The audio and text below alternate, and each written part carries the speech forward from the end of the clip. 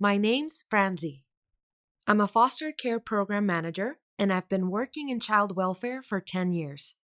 I'm pretty excited about what we've done in this past year towards becoming an agency that really puts families at the center of our work and gives them the support they need to stay together and do their best.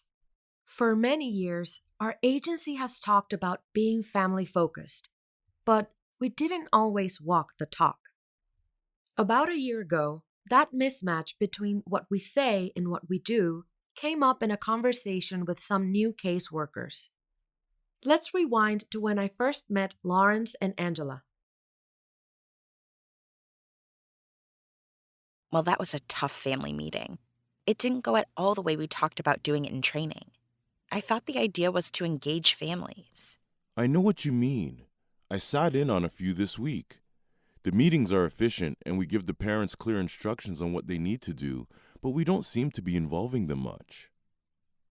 Oh, hi, Francie. We haven't seen you since orientation. I'm Angela, and this is Lawrence. We joined this team about a month ago. Oh, sure. I remember you both. This month has flown by. How are your jobs going? We were just talking about that.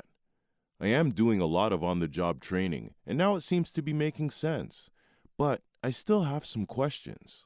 Yes, I'm starting to get how we work with families, but I'm still confused about some things too. Can I sit down? Maybe I can help. Absolutely. Angela and Lawrence shared some of what they were seeing in practice and how it compared to what they learned in training. Our mission and vision are the heart of our agency's work. We talk about our vision and mission with all new workers, but there was a disconnect between what we say in training and what we do in practice. I'm training with another caseworker, and we went to a meeting to develop a plan with the family, but it didn't work out the way I thought it would. Tell me more. So it was a reunification case. Mom has struggled with substance use. That's the reason the child was put in custody. I thought we were supposed to develop the plan in partnership with the family, but the mom was there by herself, and the caseworker came to the meeting with a plan already mapped out. The substance abuse treatment provider was there to get mom set up for services, so that was good. And the mother signed her plan and agreed to help, but she didn't have much to say during the meeting. I don't think she was engaged. She didn't mention any family or friends who might help. We had arranged for the foster mother to bring her child so she could have a supervised visit, but the mom rushed off after the meeting. She said she just couldn't handle it right now. I know she hasn't even met the foster mother. Her worker told me this isn't the first time our agency has been involved, and mom didn't work her plan last time. We're supposed to partner with families, but no one asked her what she needed or how she thought she could make changes in her life. I've seen that too. In a family meeting this week, a father wasn't even invited. The mom and the foster parent were there, but no other family or support. I wondered how we're supposed to partner with the family if we don't invite the whole family to the table. The conversation with Angela and Lawrence made me realize that while we had a strong mission and vision statement, it wasn't happening consistently in practice. We have a program improvement work group to look at issues like this as they arise. The data showed that our state was struggling with involving parents in the case planning process and with keeping children and youth in care connected to families and community. I shared with the work group about Angela and Lawrence's experiences and the disconnect they saw between practice and our mission and vision for the agency. They saw the importance of bringing the whole family to the table, to work on solutions together. Why wasn't it happening? Each of us has a part to play in building an agency culture that supports how we are engaging our families and how we work to keep children connected to their family and community during the process.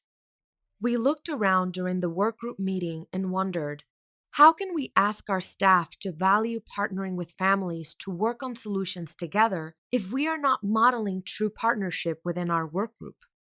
After that, we began to be more intentional about getting all of the right people at our work group meetings, including both family and kinship caregiver representatives and a court improvement program lead, so that we could work on solutions together. Our work group looked into ways to find out what our staff thought about partnering with families and what might help us to be more family focused. We sent a survey to all staff, and we held a series of focus groups. We discovered that certain themes were coming up again and again, including some beliefs that were not compatible with true family engagement, like the apple doesn't fall far from the tree and families don't want to engage or change. We set out to address the beliefs that were holding us back. We decided to focus on improving how we establish, reinforce, and sustain a system that partners with families to find solutions, and how we could model this collaboration at the system level. Before my next meeting with leadership, I shared a summary of what we were finding and our ideas to model the changes we want to see. I included some tips that we found helpful about how to assess and improve our agency culture to engage families. When I met with leadership, they were receptive to our ideas and interested in finding out if the beliefs we discovered were system-wide. Does any of this sound familiar to you? What does your staff think about engaging families? What are some ways you can find out? Think about one step you can take to get started. Then join me in video 2.